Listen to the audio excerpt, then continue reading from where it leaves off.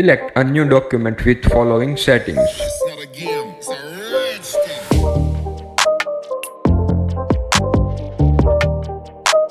Select Type tool and type your text.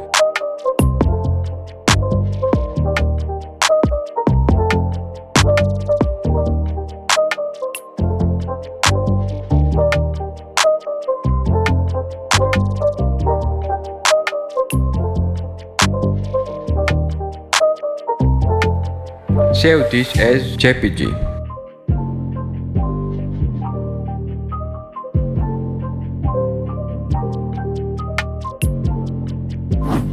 Go to this website and then sign in with your email. Type this prompt and click on Generate.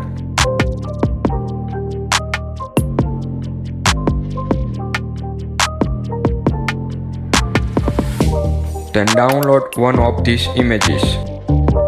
For the reference area, add the text we created earlier. Increase the stripe and drag and drop the second image and click on Generate. Now you can see the results here. Simply click on Download to save it.